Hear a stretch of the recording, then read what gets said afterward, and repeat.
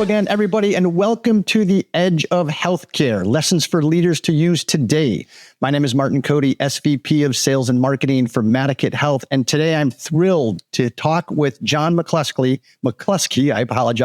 Head of Health Plans for Vitable Health. And why am I thrilled? Because we've had a lot of guests on the provider side. Today, we're going to dig deep into the plan side and payer side, and we're going to learn all about how John does this at Vitable. So let's jump right in. John, welcome. Thanks, Martin. Nice to meet you. I appreciate you taking the time today. It's always fascinating to learn a little bit about each area within healthcare that people are trying to fix. And plans and payers often get described as, Darth Vader in healthcare. They're the evil empire, if you will. But there's always some great examples of people doing massively wonderful things. And I think Vitable is one of those types of examples. So walk us through, first, if you may do us a favor, tell me a little bit about John. Where did John grow up? How did John get into healthcare? And then we can transition into Vitable. Yeah, perfect. Yeah, so a little bit about me. I live in Madison, Wisconsin. I've been in Wisconsin for quite some time. I would consider myself a Wisconsinite native at this point. I initially got into healthcare, stumbled into it, probably like many, didn't really know exactly what I was going to do professionally long term. I have a background initially in mechanical design that actually I found myself working for a small biotech startup here in Madison. And we were making the manufacturing equipment for therapeutics and vaccines. And it was really that experience that was really eye-opening for me, where I saw where you could take technology and humanities and they could cross and do something really valuable. So we were working with the large drug manufacturers, and they were, working on trying to identify new ways to make medications for MS or other types of, vaccines. And so that experience stuck with me of how valuable our technology can allow us to innovate in the future, which then led me to there was hardware, software in that. And that's kind of was my early kind of beginnings.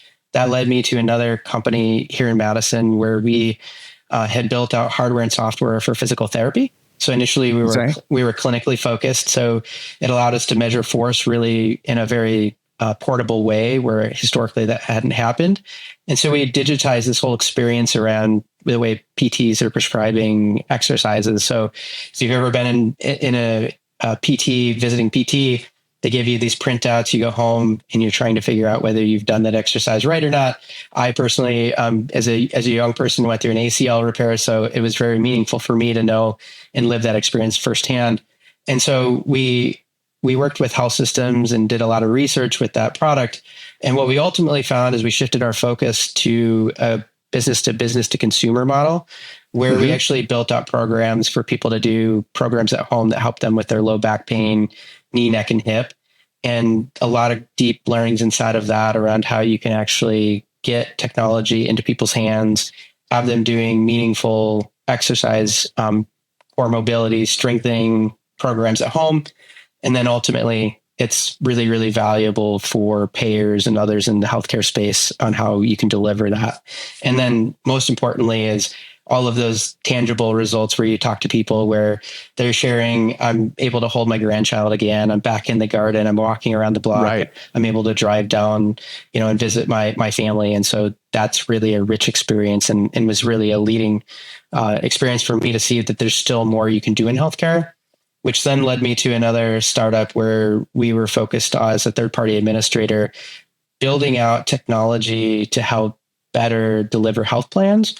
And that's where I got this deep, rich experience of building de novo health plans, integrated health systems, and seeing all of the challenges that exist in building health plans in different markets and how you actually do health plan well with the cost management side while still focusing in member satisfaction and overall utilization of good healthcare services. It's interesting because you come with a significant startup experience, and startups, as you know, people should know there's an energy at a startup that is palpable. There is a sense of urgency. There is a sense of desire, passion, which is why people gravitate towards startups. And you're working on great technologies, and you can see instantly the impact that these can have. How do you, and you compare and contrast that with healthcare? And healthcare is one of the slowest moving industries from a decision-making standpoint. Seems to be stuck in the Stone Age. As I've said often, it's single-handedly keeping the fax industry afloat.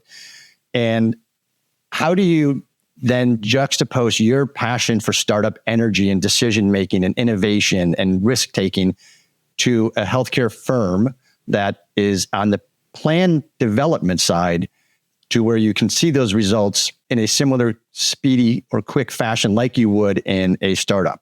Because there's a long time lag between a health plan's effectiveness and acceptance in a market versus designing it. So how did you balance that?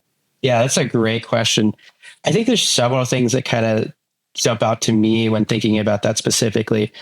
One is there's a continued focus on the increase of healthcare costs, right? In 2024, we're at roughly going to be about a 4.8 trillion economy inside of healthcare and projected by 2032 to be at 7+ trillion, right?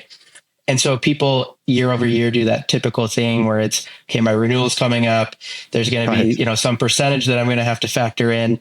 And so knowing that that's sort of your true north of how do I deliver value across different stakeholders and what's valuable and understanding that allows you to do a lot of testing in that process. And so at Vitable, being virtual primary care is a really good example of that. And one of the things that drove that, to your point about the compliance piece, after the Affordable Care Act came out, it mandated that employer groups over 50 employees offer some sort of minimal coverage. And so these minimal essential coverage plans came out that were being sold, and there was low utilization or minimum value plans. And it was really about help me meet the compliance. And so Vitable looked at it and said, there is a bigger value play here, which is if we can build primary care in a way that people want to use it, that we can actually solve their compliance problem, but more importantly, get better access to care for people. And so in Pennsylvania, where Vitable started, and you could take two different zip codes, and there's an average life expectancy sometimes of 5 years difference. And when you think about that, where you live can affect how long you're going to live. We have a lot of opportunity, but I think it always comes back to thinking about access to care and providing and making care available for people. And when you do those things, you find the ways to work within the healthcare system. Most people have gone through the SOC 2, the high trust, all the security compliance, and those things are there for a reason, HIPAA. And so you play within that space, but then you find the degrees of freedom where you can actually test things quickly, figure out what works, and innovate on that, and ultimately get something to market that's really valuable for people. I like it. I like the access to care. There's, and I'm in this camp. I didn't used to be in this camp, but I'm in the camp now to where I don't think we have a healthcare system. We have a sick care system. It seems people enter the system when they're sick. So being a virtual primary care organization, I would imagine two things. One, that your business exploded during the pandemic, because if the pandemic did anything, it essentially highlighted just how acceptable virtual care can be. So it brought the adoption of virtual care, accelerated it probably by 10 or more years.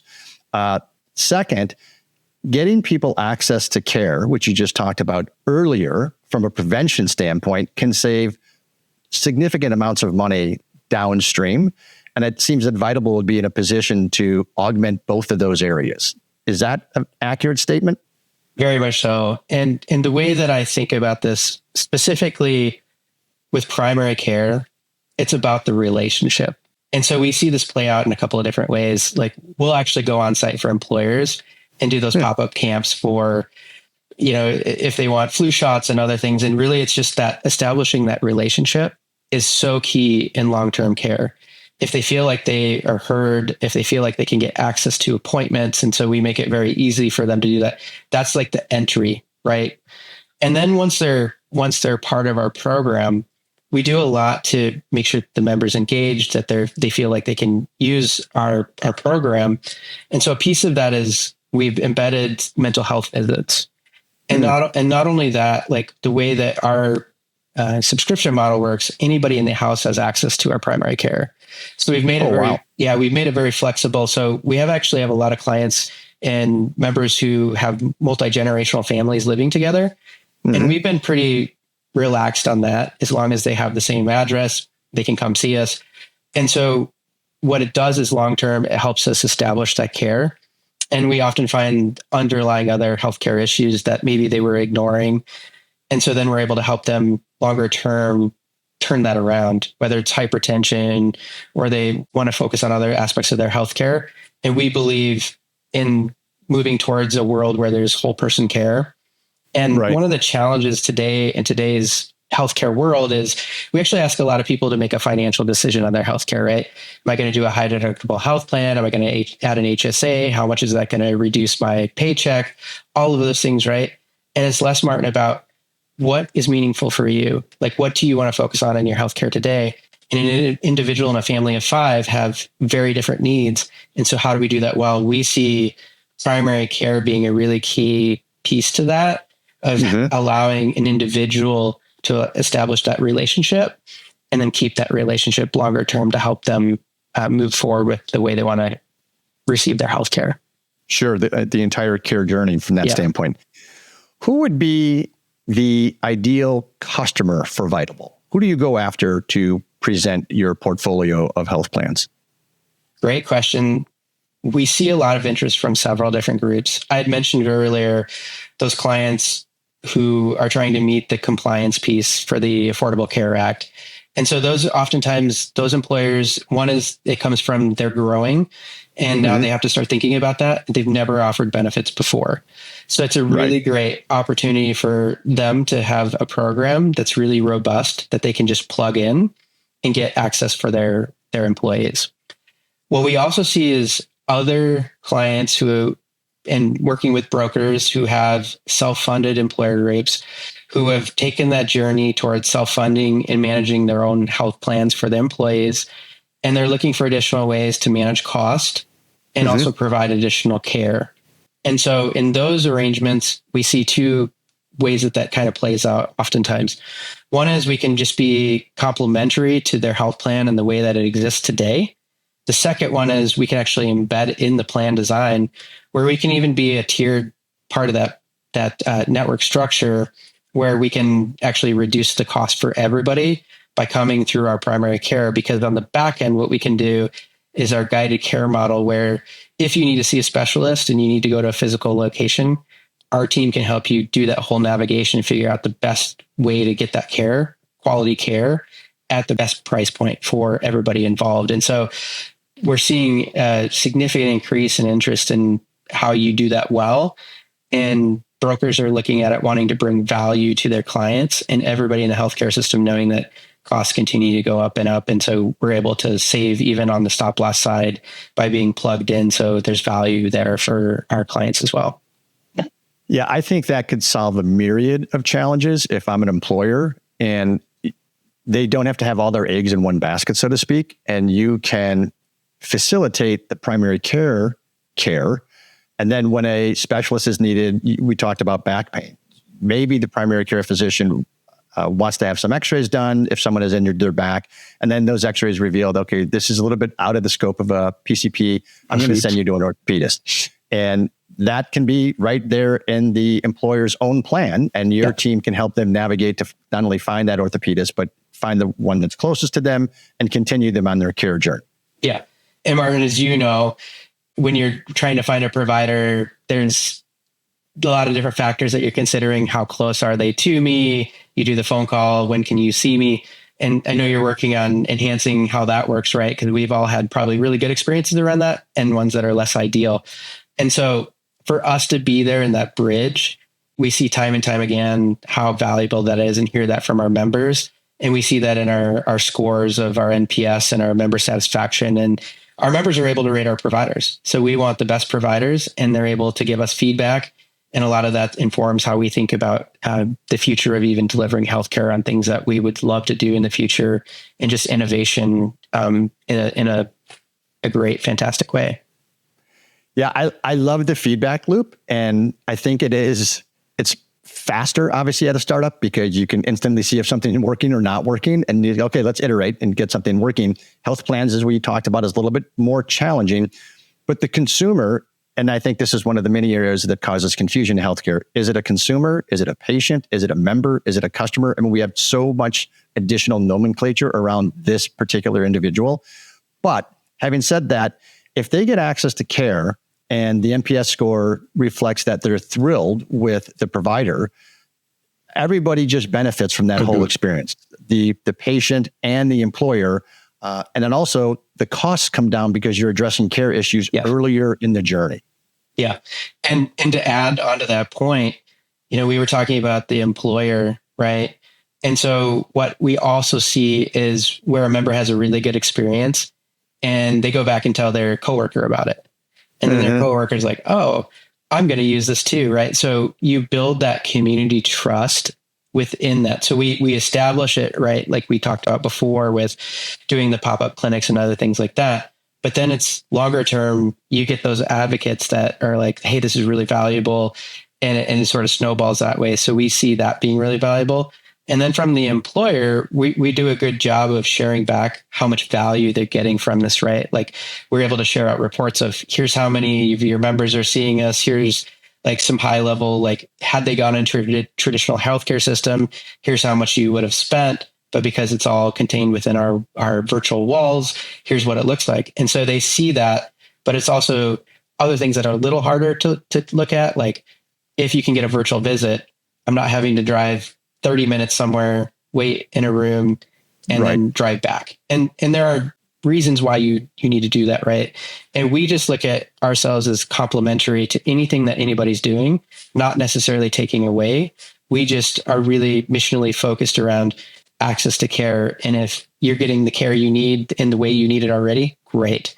But we're always here for you. And we see this sometimes where it's just augmented, like, hey, I can't get to my normal facility. Can I see you tomorrow? And so we're happy to do that too. So it's really just focusing on the member and caring for them. And it shows up differently every day. But that's what's exciting for us, is to see how we can do that well. Right. You forgot one important aspect of that patient having to drive 30 minutes and sit in a waiting room and then being handed a clipboard of forms that they've already filled out a dozen times that asks them if they've still had an appendectomy in 2014. And the answer hasn't changed. But I digress. So I'm going to draw upon your tech background and your startup background and kind of turn the scales a little bit. Knowing how fast startups can work, which I love, what has frustrated you the most about the payer plan world? Yeah. So if anybody that's been around me for very long knows, I use this as a pretty consistent theme, which is if regardless of the startup, regardless of the healthcare focus, if you don't have access to lives or have a meaningful impact, you're probably not going to make it very long. And so the thing that I've come to realize, and I'd mentioned that MSK startup that I was with, right? We even looked at a lot of different strategies. One being, let's just work with self-funded employer groups. And the thinking there is, well, they can say yes really fast. When you unravel that, turns out you actually have a broker who has their own ideas. You have a TPA who's involved. There's a lot of different actual stakeholders that are helping influence that decision. So it's not as fast as you would think. Secondly, it's a fair amount of work to get a 50 employee or 100 employee group than for you to look at how do I work with like a larger payer that's maybe sitting on like hundreds of thousands of lives. And so the challenge with that model, though, is that they're going to tell you, we want to pilot. We got to see if this is going to work. They've got to dedicate their own resources, money, and time. And you've got to convince them and earn their trust that what you're doing is actually going to actually really bring the outcomes that they want. And so in those examples, we did long-term see that. And we actually would go back and look at claims data. There was reduction in opiates. There was reduction in urgent visits and all the things that you would want and hope to see. Right. But it takes a longer period of time to actually get that full trust where they'll open the full book of business. And so that's a frustration that I hear over and over with startups where it's, do I go play with Medicare Advantage? Well, there's a whole set of things inside of doing that. And if you're going to do like RMT, you got to have an FDA approved device. You got to go through that whole due diligence piece, right? So do you go after that, or do you go after the commercial space, and then how do you do that? So there's a lot of different strategies, but I think organically you start to find your way. And what I typically try to look for is, who can I partner with? How can I build a bigger moat together? And how do we all get access to those lives and do what we do well together? I think that's been a theme for me that's worked out pretty well to date. Where did that theme originate?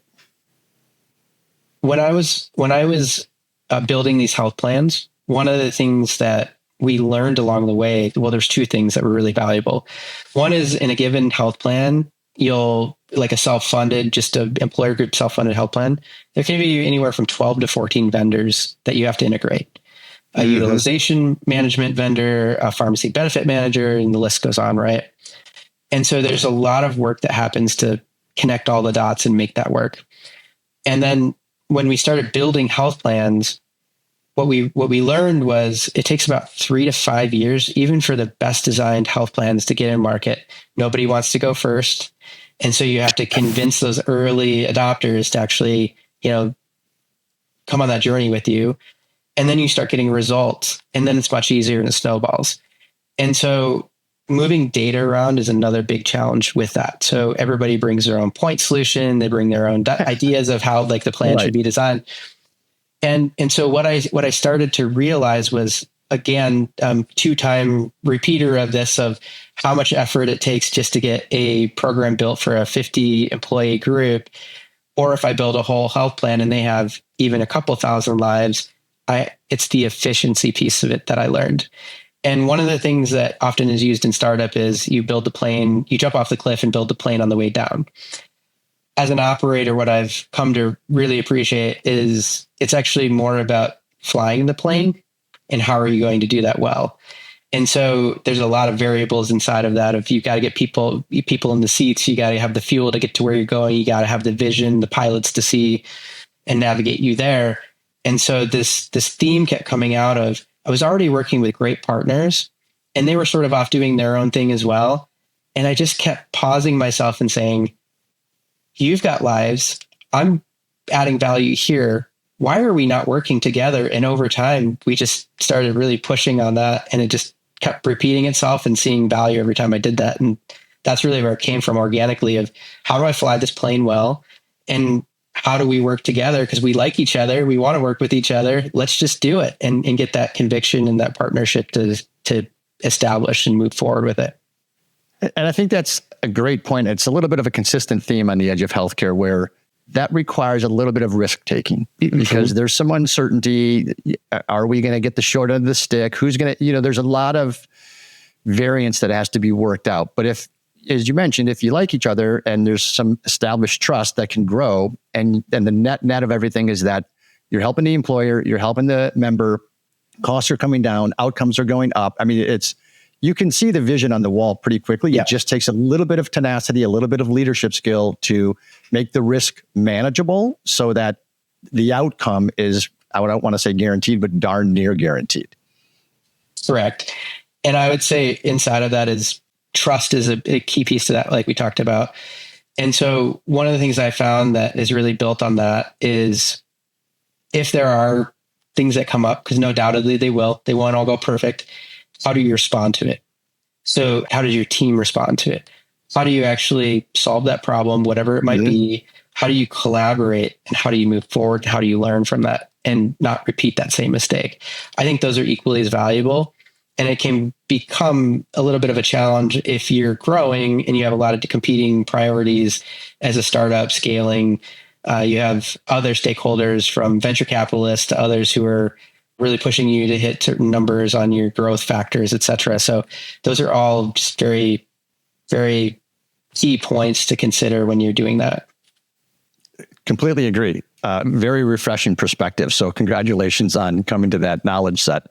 I'm going to switch gears now, and we're going to transition into what we call the speed round. So I'm going to say a word or a phrase or a question, and I would love for you to answer with the fastest thing that pops into your head. Okay. So given that you're in Madison, I'm going to say Illinois football. Badgers. The Badger crowd and Badger faithful are happy with that answer. They might be questioning why it took so long, but that's all good. You are the head of CMS for a 1 week period. What are you doing? I am putting a really big focus on how you connect value to all of the other programs that they have, everything from the measurements and the quality bonuses, that is, are we actually adding real value for our members? Great point. A common theme that I see in healthcare is paralysis by analysis. What's your cure for that? Move quickly, test it, look at data, evaluate whether it's working, and iterate. Good points. Recently, Humana was notified by CMS that they're going to lose a Medicare Advantage star. I have my theories on why this has happened, most of it related to member experience, but I'm sure there are numerous causes. If you're the CEO of Humana, how do you correct that? I find I establish a task force and I go deep into the numbers. And what I love about this is you can look at all the CMS data and you can look at things like, how are we doing on diabetes management? How are we doing on controlling blood pressure? I'm going to really want to understand where we're underperforming and take quick action on how we actually move that forward, because it's multi-year factor, right? That with the reporting and the quality bonuses. So you've got to act quickly.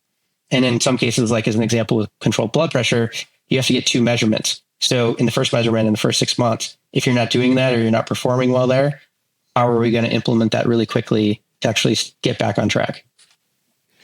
Interesting. And I find it fascinating. There's a consistent theme in your thought process, and it's speed to decision. Yeah. There's a swiftness in decision making that is required to solve a lot of these problems, which I appreciate and applaud. All right, last one. Living or dead, if you could choose anybody in healthcare who you would like to have an adult beverage with, who is that individual and what do you drink?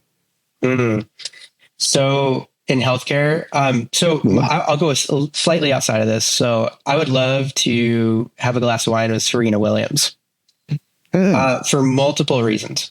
One, just phenomenal athlete. And I think you can just like learn so much from any athlete who's performed at that level. Two, invested in a lot of different startups, and several of them have been in the healthcare space. And so I'd love to just like deeper understanding of like, why did you pick Noom as an example and what matters there? And I just think there's so many learnings that they can bring over to how they think about investing. Kobe Bryant, while he was alive, did very similar, kind of just became a master obsessive about like investing, and it really played out well for him, a next journey for him. As far as what I'm drinking, if I was going to stick with wine, I would probably go with something like a Bordeaux. I like old world wines, just like something that's really classic, but really rich and good. Outstanding. I like it. Very good answers. Impressive. And I think Serena has not been named before as a chosen individual. So that was a nice, fresh twist. John, I really appreciate you taking some time. If there's employers out there that are interested in saying, hey, we would like to augment our existing health plan, how do they get in touch with you? Yeah, the best way, probably you can find me on LinkedIn. I'm pretty active over there. You can also reach out to me at john@vitablehealth.com is another way. Awesome. I appreciate the time today, and thank you for expanding our knowledge as it relates to health plan creation and deployment. Super fascinating stuff, and thank you for bringing a fresh perspective to it. Good stuff. Yeah, thank you so much. All right. Cheers. Thanks, everyone.